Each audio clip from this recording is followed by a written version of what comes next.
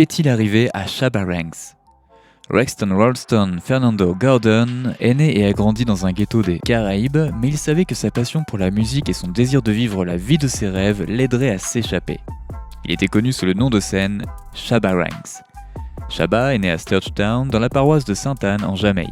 Ses parents déménagent à Kingston à la recherche de meilleures opportunités lorsqu'il a 8 ans.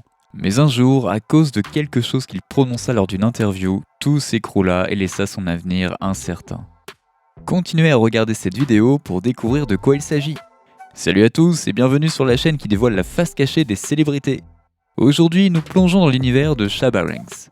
Alors si t'es nouveau sur la chaîne, n'oublie pas de t'abonner et d'activer la cloche de notification pour ne manquer aucune de nos prochaines vidéos.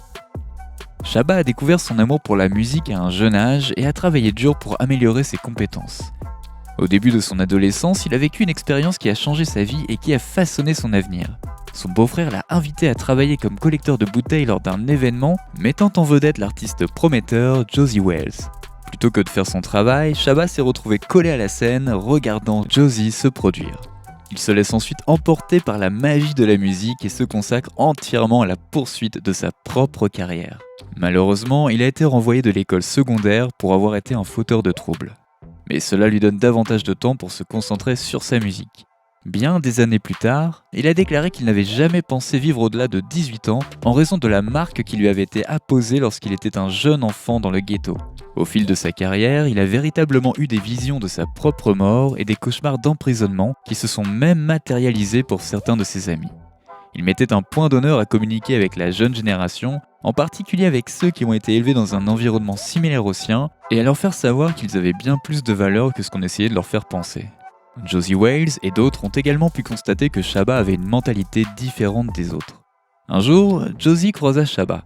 Il le prit à part et lui donna quelques conseils sur ses fréquentations du moment. Il invita Shabba à visiter le studio d'enregistrement le jour suivant. Shabba était très excité d'avoir la chance d'enregistrer dans un studio pour la première fois. Il n'a pas du tout dormi la veille en raison de son excitation. Le studio était l'un des plus grands et des plus populaires studios d'enregistrement du pays. Quelqu'un qui croyait au talent de Shabba le recommanda au super producteur King Jammy. King Jammy décide donc de donner une chance à Shabba et lui offre un emploi de DJ alors qu'il n'a que 16 ans. Son nom de scène initial était Copilot et c'est sous ce nom qu'il a sorti son premier single Hit Under Sufferer's Feet en 1985. Peu après, il change de nom pour devenir Shabba Ranks. Le premier album de Shabba, dans lequel il rappe avec d'autres collaborateurs, est sorti en 1988 sur un petit label indépendant du Queens à New York. Il sort plusieurs autres albums sur le même label au cours des années suivantes. Pourtant, c'est une chanson en particulier, Dembow, sur son deuxième album intitulé Just Reality, qui a jeté les bases d'un futur style de musique populaire. Le rythme de ce morceau est devenu la caractéristique essentielle du reggaeton portoricain que l'on appelait à l'époque Dembow. L'image de ma femme de Shabba avec sa coupe de cheveux caractéristique de Gumby, ses costumes fluides, ses sourcils manucurés et ses bijoux en or l'a distingué visuellement des autres artistes. Mais sa voix profonde, ses rythmes branchés et ses chansons accrocheuses lui ont permis de signer un contrat avec Epic Records aux États-Unis. Son premier projet pour son nouveau label sera As Raw As Ever en 1991, qui est son premier album à être aussi bien accueilli par la critique et qui contient les singles à succès Trailer Load of Girls et House Call avec la participation de l'artiste reggae jamaïcain britannique Maxi Priest. Shabba Ranks a remporté son premier Grammy en 1992 pour le meilleur album reggae. L'année suivante, il sort un autre album à succès qui lui vaut un autre Grammy. L'album Extra Naked contient les chansons populaires Thinking Slow and Sexy avec le chanteur R&B américain Johnny Gill et le succès reggae fusion Mr. Loverman. La reprise par Shabba Ranks de la chanson Champion Lover de Deborah Glasgow est devenue son plus grand succès en dehors de la Jamaïque. La version originale de la chanson figurait sur le premier album de Glasgow, mais Shabba a décidé de la réenregistrer avec Chevelle Franklin comme chanteuse vedette. Malheureusement, Deborah est décédée à l'âge de 29 ans après une bataille contre un lymphome. En décembre de la même année, Shabba connaît un vide majeur dans sa carrière. Il a donné une interview sur la chaîne de télévision britannique Channel 4 Music Show et il prononça le mot de trop qui fit dérailler sa carrière et changea le dancehall pour toujours. On lui a demandé ce qu'il pensait de la chanson à succès Boom Bye Bye de son compatriote Buju Banton, artiste jamaïcain de dancehall. Cette chanson avait déjà suscité une vive controverse et avait été qualifiée de chanson haineuse par l'Alliance gay et lesbienne contre la diffamation. Il a co-signé la déclaration de Buju Banton dans la chanson, à savoir que quiconque va à l'encontre de la parole de Dieu mérite la crucifixion. Il a ajouté qu'il vivait selon le concept de la Bible qui stipule que l'homme doit naître et être élevé par un homme et une femme. Il a été condamné par le présentateur Mark Lamar pour ses commentaires qui ont rapidement provoqué l'indignation du monde entier.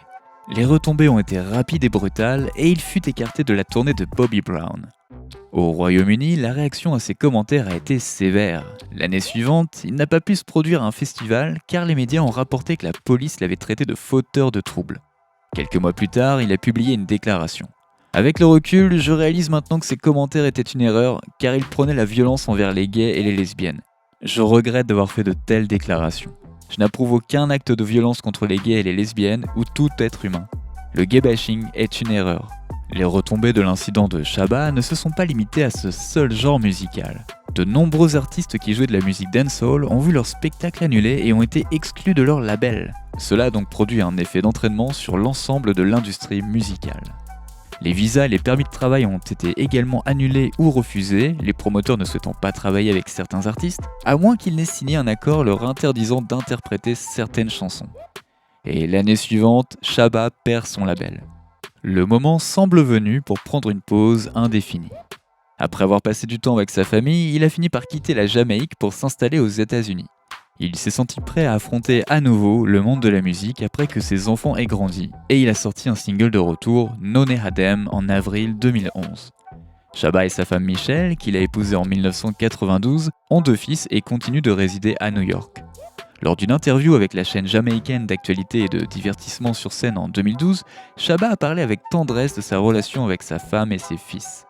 L'animateur Winford Williams a même commenté combien il était inhabituel pour un artiste de dancehall d'avoir maintenu un mariage à long terme et d'avoir eu tous ses enfants avec une seule femme. Shabba a fait donc l'éloge de ses parents pour leur éducation et la façon dont ils l'ont élevé. Il a grandi en observant son père rentrer tous les soirs à la maison avec sa mère et a été témoin de l'amour qui les unissait. Cela lui a donné envie d'avoir une relation similaire avec sa propre famille. Il est retourné dans son pays natal, la Jamaïque, après une décennie d'absence, pour participer au Sumfest, le plus grand festival de musique de Jamaïque et des Caraïbes. Il n'a pas caché sa déception quant à l'évolution de la musique dancehall jamaïcaine et il est bien conscient de la concurrence féroce qui règne dans ce secteur. Il a également expliqué pourquoi, malgré l'insistance de ses fans, il n'a pas sorti beaucoup de musique au fil des années. Il a déclaré qu'il ne pouvait pas sortir des disques gratuitement. Durant l'été 2013, la chaîne de télévision américaine BET lui a demandé de faire partie de leur hommage reggae et dancehall qui devait être inclus dans leur émission de remise de prix. D'autres artistes tels que Don Penn, Chaka Demus, Pillars, Benny Man et Elephant Man ont fait le déplacement jusqu'à Los Angeles pour faire vibrer la salle. Shabba n'était pas présent à l'événement. Il a déclaré plus tard qu'il s'était engagé sur autre chose, mais s'est quand même renseigné sur l'organisation de l'événement. Il a donc décidé de ne pas se produire après avoir appris qu'il devait partager la scène avec 4 ou 5 autres personnes en même temps et qu'il n'aurait pas non plus l'occasion de fouler le tapis rouge. Il a toujours estimé qu'il était important que le dancehall soit représenté de manière exacte, ce que BET ne fait plus selon lui. Il a également accusé BET de ne représenter le dancehall que lorsque cela les arrange.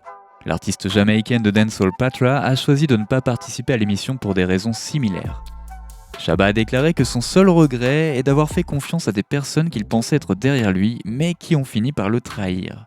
Shabba, de son côté, continue d'écrire et d'enregistrer, même si plus beaucoup de monde ne l'écoute, mais son influence mondiale est indéniable. Il a toujours exprimé son amour à ceux qui lui en ont témoigné tout au long de sa carrière, notamment à des artistes hip-hop américains comme A$AP Ferg pour son titre Featuring de 2013. Il a également fait un caméo dans le clip. Il a aussi reçu de nombreuses distinctions, notamment l'ordre de la distinction en 2016, remis à la maison du gouverneur général à Kingston pour sa contribution à la musique. En 2021, il a reçu du consulat général de Jamaïque à New York le Heritage Award qui récompense les services exceptionnels et dévoués rendus par des particuliers et des entreprises à la communauté jamaïcaine. La mère de Shabba est décédée plus tôt cette année, à l'âge de 81 ans. Dans un discours sincère prononcé sur sa tombe, Shabba a raconté comment sa mère lui avait appris à aimer Dieu et à se battre pour survivre. C'est également elle qui l'a encouragé à poursuivre sa carrière musicale alors que tout le monde lui disait qu'il n'y arriverait jamais. Il a conclu en mentionnant comment l'amour qu'il portait à sa mère a créé un précédent pour l'amour qu'il porte à sa femme. Il a déclaré : Ma mère est ma première petite amie. Elle m'a donc appris à aimer ma femme. Chers amis, je vous aime, que Dieu vous bénisse tous, merci de m'avoir soutenu. N'oubliez pas de laisser des commentaires pour partager avec nous votre avis et opinion sur toute cette histoire et peut-être nous apporter des idées neuves sur tout ça. N'oubliez pas de cliquer sur le bouton d'abonnement pour rester à jour sur toutes nos vidéos. À bientôt!